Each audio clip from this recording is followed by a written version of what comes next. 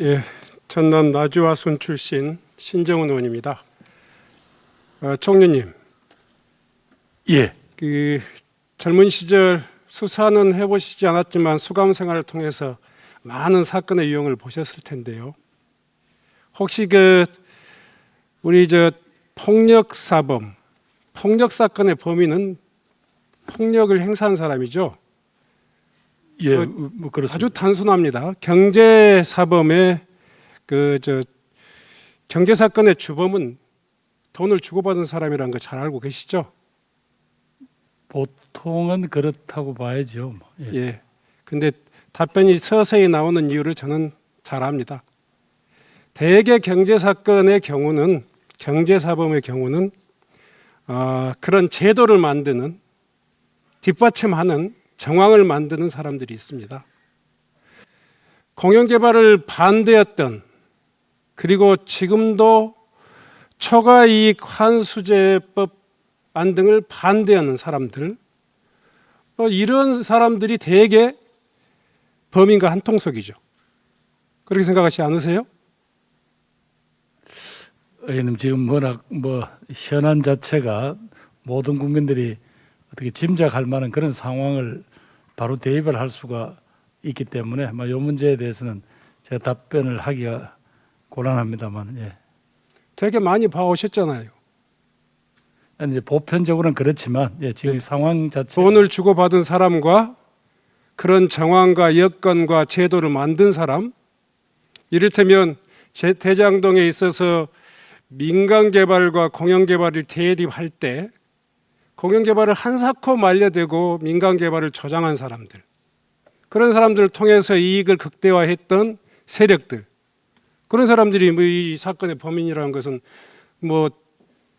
국민들 초등학교만 나와도 다 알 수 있는 그런 사실 아니겠습니까? 예, 그렇게 받아들이는 국민들도 많이 있고요. 네. 예, 또 이번 건에 워낙 상황 자체가 민감하고 이런 부분이어서 이건 제가 무슨 판단을 해서 답변을 하기는 곤란한 문제다. 네. 그렇게 생각해 주십시오. 총리께서 답변하기 불편하시리라고 이해합니다. 대장동 사건은 지금까지 언론에 보도된 것만 가지고도 국민들은 대략 판단하고 있습니다. 부패한 정치 세력, 또 이들과 관련되어 있는 법조, 특권 세력, 그리고 토건 비리 세력들이 이 함께 어우러진 합작품이다 하는 것들이 하나하나 드러나고 있습니다.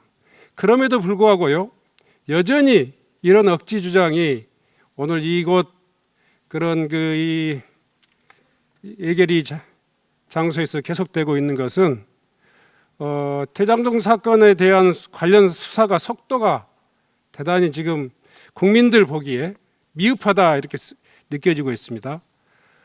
법무부 장관님, 불과 며칠 전에야 김만배 남욱이 구속되었는데 보다 신속하고 엄정한 수사가 필요하다고 생각하는데 국민들의 그런 어떤 생각에 대해서 어떻게 생각하세요?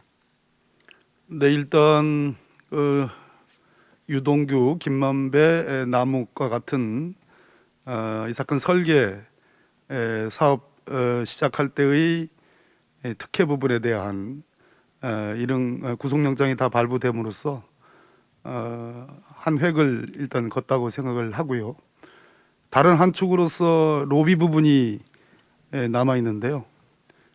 그 부분 역시 신속하게 그리고 엄정하게 수사할 것으로 기대하고 있습니다. 국민들 시각에서는 여전히 느리고 느슨하다 이렇게 생각하는 그런 지점이 많이 있습니다. 정영학의 경우는 수사에 협조한다는 이유로 영장마저 기각되었고요. 또 정영학의 주장에 전적으로 의존하는 검찰 수사 문제 없는 것인가? 언론 보도를 보니까 대질 과정에서 정영학이 뇌물 액수 5천만 원을 줄여 말하니까 남욱이 2억을 줬다 이런 이야기도 있습니다. 남욱은 미국으로 도피해서 국내 수사 상황 지켜보다 계속 불출석할 경우에 본인이 좀 불리할 것 같아서 어쩔 수 없이 자진 귀국해서 조사를 받고 있는데요. 만약 스스로 돌아오지 않았다면 수사가 제대로 진행될 수 있었겠는가? 이런 것들도 굉장히 좀 의구심이 있고요. 만약에 이번 사건과 관련해서 이른바 50억 클럽설, 소위 고위 법조인과 정치인들, 연루설들이 지금 제기되고 있는데 이분들에 대한 수사가 제대로 진행되고 있는 건지 아직까지 언론 보도를 보면 지금 깜깜무소식입니다. 이분들도 남욱처럼 해외에 도피할 수 있는데 미리 대처해야 되는 거 아닌가 이렇게 생각하시는데 거기에 대해서 준비하고 계신가요? 현재 서울중앙지검에서 수사 계획대로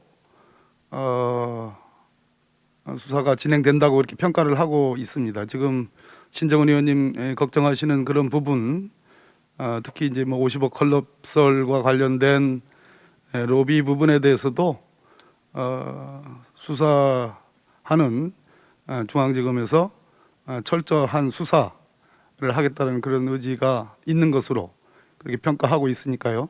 한번 지켜봐 주시면 좋겠습니다.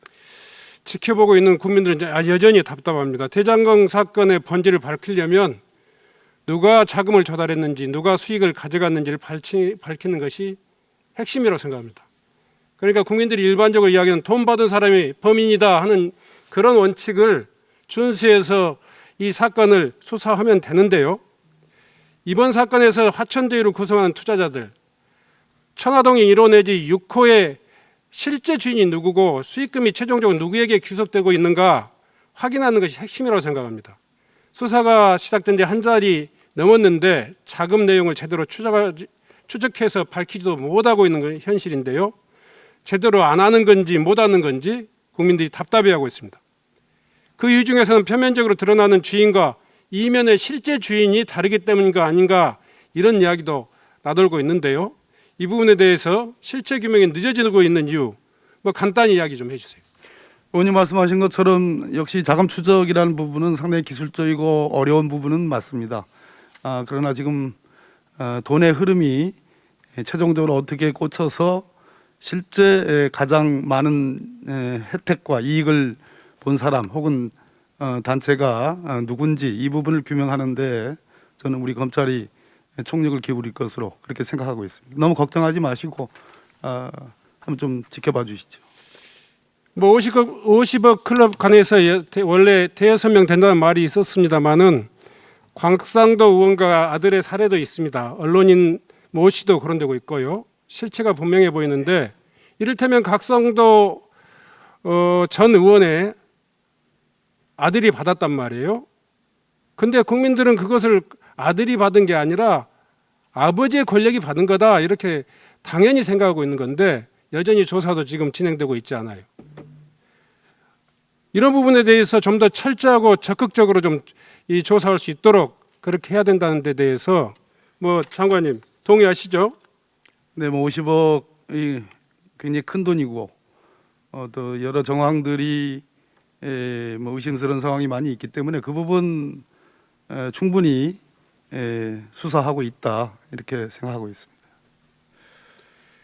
네, 분명히 모든 정황이 돈을 받고도 남을 만한 유치와 역할이 실제로 있는데 그 사람에게 돈은 간 적이 없다고 한다면 그 사람을 달리 의심할 필요가 없다 이렇게 해서는 안 될 거라고 생각합니다. 모든 가능성을 열어놓고 적극적인 수사가 진행돼야 한다고 생각합니다.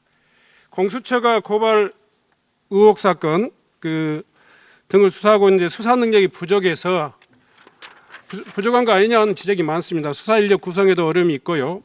신생 조직으로서 일반적인 한계가 겹쳐 있는 것도 같습니다. 국민들 열망 속에 출범한 공수처가 제 역할을 잘하고 또 현대 맡고 있는 사건들이 그 사회적 중요성을 고려할 때 스스로의 노력과 함께 또 사회적 관심과 지원도 필요할 것 같습니다. 장관은 이런 의견에 대해서 어떻게 생각하십니까? 현재 공수처 수사에 대해서 법무부 장관이 이러저러한 촌평을 내기는 좀 그렇습니다만은 어찌됐든 공수처 설립의 취지에 맞게끔 수사 의지와 역량을 발휘해 달라는 게 국민적 염원이고 우리 의원님도 그런 당부의 말씀 아닐까 생각합니다. 아마 이 장면을 보고 있지 않을까 싶습니다. 네. 언론 보도에 따르면 검찰과 공수처 사이에 협력보다는 갈등이 더 많은 것 같다 이렇게 비춰지고 있습니다. 공수처가 독립적인 수사기관이긴 하지만 다른 한편으로는 검찰과 마찬가지로 범죄 대응을 위한 국가 기구로서 사회를 보호하는 역할을 해야 한다는 점에서 조직 이기주의 또 조직 중심주의를 벗어나서 상호간 협력도 필요해 보입니다. 최근 공수처가 고발 사주 의혹 사건을 수사했던 검찰 인력을 일부 파견해달라고 요청했는데 검찰이 거부했다는 보도가 있습니다. 법무부 장관은 이런 상황 극복을 위해서 적극적인 역할을 해야 한다고 생각하는데 이에 대해서 어떻게 생각하세요? 공수처 수사 검사들을 충원하는 지금 절차가 거의 마무리될 상황에 지금 와 있거든요. 그래서 지금 의원님 말씀하신 것처럼 서울중앙지검의 고발 사주 사건에 참여했던 수사 인력의 파견을 요청했는데 그 뒤로 변경이 있는 걸로 알고 있습니다. 그래서 그 의사가 여전히 공수처에 그대로 있는지 한번 확인해서 법이 뜻하는 그 취지대로 서로 유기적 협력이 가능하도록 한번 살펴보도록 하겠습니다. 네. 다음은 그 예산안의 재정 기조 대해서 우리 부총리님께 묻겠습니다. 네. 방금 전에도 많은 논란이 계속되고 있는데요. 장관 부총리께서는 예산의 확장 재정, 그러니까 코로나 위기 극복을 위한 예산 확장 재정 편성을 했다 이렇게 이야기하는데 단순히 재정 규모만 보고 진정한 확장 예산이다 뭐 이렇게 이야기할 수 있을까 이런 생각이 듭니다. 사상 최초로 정부 총 지출이 600조 원을 돌파한 것은 사실이지만 단순한 액수가 아닌 증감률과 경제 규모 등 보다 심층적으로 비교할 필요가 있다 하는 지적에 대해서 지적이 있습니다. 2022년 본예산 기준 총 지출 증감률은 8.3%지만 총 지출 증가수가 전년비에 대해서 좀 사실상 꺾였습니다. 또 2022년 예산안이 전년 본예산 총 수입 증가율 13%로 약 10년간 가장 높았는데, 즉 내년도 예산안의 총 지출 8.4% 증대는 총 수입 규모와 비교했을 때 확장 규모가 그다지 크다 보기 어렵다 이렇게 생각하고 있습니다. 올해 경제 성장률 예측치도 6.2%, 최근 10년 이내 가장 높은 성장률을 보였습니다. 야당이 자꾸 우리나라 재정 건전성을 언급하면서 마치 국간이 거들난 것처럼 위기를 조장하고 있는데 부총리님께서 한번 말씀해 주세요. 우리나라 재정 적자 규모가 매우 건전한 편이다 하는 그 견해에 대해서, 특히 재정 적자가 GDP 대비해서 미국이라든가 영국, 이탈리아에 비해서 매우 양호한 상황이다 하는 그런 지적에 대해서 어떻게 생각하세요? 네, 의원님, 제가 두 가지로 말씀드릴 수 있겠는데요. 국가채무부채가 GDP 대비 금년도가 47.3%입니다. OECD 평균이 120%에 비한다면 아직까지 절대 규모에 있어서는 선진국에 비해서 양호하다고 제가 말씀을 드릴 수 있겠고요. 다만 이제 다른 나라도 마찬가지지만 코로나 위기를 겪으면서 재정의 여러 가지 추경을 여러 번 거듭하면서 국가 채무가 지난 19년도에 37%대에서 지금 47%가 됐고요. 내년도에는 이제 50%가 됩니다. 그리고 중기 재정 말기인 25년까지는 거의 50% 후반이 되기 때문에 국가 채무, GDP 대비 국가 채무 비중이 늘어나는 속도는 굉장히 빠른 편이다라고 말씀을 드릴 수 있겠습니다. 그래서 위기 때는 어쩔 수 없지만 이 코로나 위기가 어느 정도 통제가 되면 재정도 같은 안정화 기조로 가야 되지 않을까 이렇게 생각이 듭니다. 네, 마찬가지로 채무의 질도 좀 따져봐야 되는데요. 네. 일반 정부 부채 채무 비율이 지난해 기준 47.9%, 미국이라든가 일본 거의 두 자릿수 133%, 254%에 비해서 굉장히 낮은 수준입니다. 또 기축통화국이 아니기 때문에 금융성 채무 비율이 높지만 이건 적자성 채무가 아니지 않습니까? 네. 잔존 만기 1년 이하의 단기 채무 비중도 주요 선진국 평균과 비교했을 때 낮은 편에 속합니다. 이처럼 경제 성장률 그리고 경제 성장률과 추계치 이상의 세수 증대가 뒷받침되고 있는 만큼 재정의 성장에 따른 적극적인 재정은 당연하다는 것이 일반적인 견해입니다. 그런데요, 올해 이제 초과 세수가 정부가 예상한 것보다 31조 6천억보다 최대 10조 원 이상이 많을 걸로 관측되고 있고, 또 거기에 대해서 동의하시죠? 예, 지난 2차 추경했을 때 31조 5천억 원은 이미 세입을 경정해서 저희가 지출로 썼고요. 그 이후에 추가적으로 초과세수가 좀 더 들어올 걸로 예상이 됩니다. 그 모든 국민들이 자신의 평범한 일상을 포기하면서 방역을 또 동참하면서 일궈낸 공동체의 성과이기 때문에요. 뭐 적극적인 재정 그리고 이 코로나 피해를 최소화하기 위한 노력들이 당연한 것이다 이렇게 생각되는데 부총리께서 예산안 설명 과정에서 재정 역량을 총동원했고 또 코로나 피해 등을 지원하기 위해서 위기 극복에 전력을 다했다 이렇게 이야기하면서 확장 재정이다 이렇게 이야기하는 것에 대해서 강덕구 의원님께서는 또 거기에 대한 반론을 제기하셨어요. 심지어는 긴축 재정이 아니냐 하는 이야기가 이런 사정들에 함께 근거하고 있는 거 아니냐 이런 생각에 대해서 어떻게 생각하세요? 예, 의원님 그리고요, 조금만 더 제가 말씀드리겠습니다. 다른 나라의 이번 코로나 재정에 대한 코로나 위기 극복에 대한 국민 지원 기준과 우리나라 기준을 비교해 보면 미국 그리고 일본 이런 나라와 비교해 보면 우리는 굉장히 낮은 수준이에요. 그러니까 미국은 376만 원, 일본은 1인당 103만 원, 우리나라는 50만 원 수준이란 말이에요.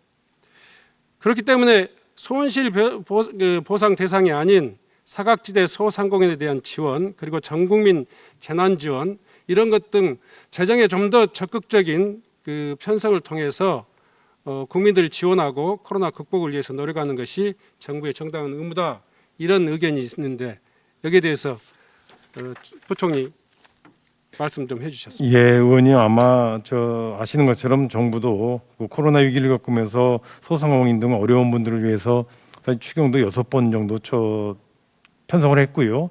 그 동안에 버팀목 자금, 버팀목 플러스 자금, 희망 회복 자금이라든가 또 최근에는 80% 논쟁이 있었던 것처럼 상생국민 지원금도 드리면서 지금은 소상공인에 대한 손실 보상도 세계 최초로 어떻게 보면 법에 의해서 지급하고 있는 등 저희가 할 수 있는 역할은 최대한 했다고 보고 있고요.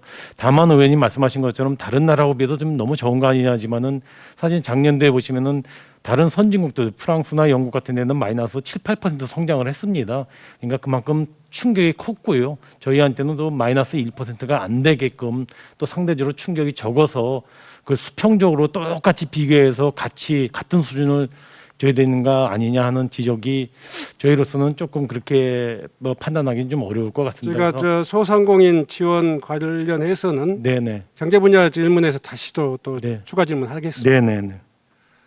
제가 마지막 질문 하나 더 드리겠습니다. 네네. 문재인 정부 농정 성과 중에 여러 가지가 있습니다. 그렇지만 그 중에서 쌀값 공약이 쌀값 안정 공약이 굉장히 문재인 정부 농정 공약 중에 제1 공약이었고요. 네. 또 성과 역시 대단히 값진 결과를 낳았다 이런 평가를 받고 있습니다. 총리께서는 2012년도에 박근혜 정부가 출범할 때 박근혜 정부의 쌀값 공약이 얼마인지 혹시 기억하신가요? 제가 정확히 기억 못했는데 15, 16만 원 아니었는가 싶은데 제가 저 프랑카드를 한번 봐보십시오. 박근혜 정부는 2012년도에 쌀값을 21만 원으로 공약했습니다. 이 공약이 지켜지지 않으면서 박근혜 정부 내내 쌀값 폭락과 쌀값에 대한 안정을 요구하면서 많은 국민들의 소요가 있었고요. 그 마지막 과정에서 백남기 농민회장의 희생이 있었습니다. 문재인 대통령은 이러한 쌀값 문제에 대한 반성적 성찰을 기초로 해가지고 쌀값만은 반드시 우리 정부가 정상화하겠다 이런 의지를 가져서 생산량 조절을 통한 쌀값 정상화 이 목표를 세워서 공약화하고 또 국정과제로 실천했습니다. 그 결과 최근에 잘 아시다시피 쌀값이 박근혜 정부 시절보다 훨씬 더 정상화되어서 21만 원대에 이르고 있는데요. 지금 여러 가지 여건상 여전히 쌀값은 안정적 기조를 유지해야 된다고 생각하는데 그렇게 생각하십니까? 예, 의원님 지금 말씀하신 대로 역대 어느 때보다도 쌀값이 지금 상당히 올라와 있는 상황이고요. 그런 상황이 좀 안정적으로 유지될 필요는 있다고 보겠습니다. 정부도 그런 측면을 감안해서 공공비축 쌀 수매 규모를 적정 규모로 네. 유지해 나가려고 노력하고 있다는 말씀을 드립니다. 최근 물가 안정 저희 차원에서 쌀 생산량이 지난해보다 6% 이상 생산될 예정이다. 그렇기 때문에 생산량 증가가 쌀값에 반영될 수 있도록 하겠다는 이야기를 했단 말이에요. 그게 시장에 상당히 좀 시그널을 주는데 쌀값을 하향 조정하려고 하는 거 아니냐, 이런 거 이렇게 느낌을 시장에서 받아들이는데 여기에 대한 부분이 예, 의원님 뭐 올해 쌀 생산량으로 본다면은 저희 볼 때는 뭐 상당 부분 작년보다 쌀 생산량이 많이 늘 것 같습니다. 그래서 쌀값에 대한 걱정 부분이 있는데요. 아까 말씀드린 것처럼 올해 공공비축을 35만 톤 정도 하는 걸로 국무회의에서 의결한 바가 있습니다. 그래서 그런 공공비축을 통해서 쌀 생산량이 상당 부분 흡수해서 쌀값이 상당 부분 안정되도록 정부도 해나가겠다는 노력을 해나가겠다는 말씀을 드립니다. 현재 쌀 제공량은 네. 광고에 필요한 최소한의 양의 85리터. 국산 쌀의 제공량은 역대 최대치입니다. 단순히 쌀 생산량이 조금 늘었다 해가지고 쌀값에 대해서 하향 조정하려고 하는 문제에 대해서는 신중히 생각해야 된다. 이렇게 생각합니다. 예, 의원님 하던 지적 말씀을 잘 알겠고요. 그래서 최근에는 또 이 20g 기준 쌀값이 사실 너무 또 많이 올라서 아마 물가 차원에서는 좀 오히려 걱정도 있었을 정도였는데요. 전체적으로 쌀값이 잘 안정되도록 정부도 물가와 또 농민들의 그 수매가 이런 것들을 잘 감안해서 농림부와 협의해 나가도록 하겠습니다.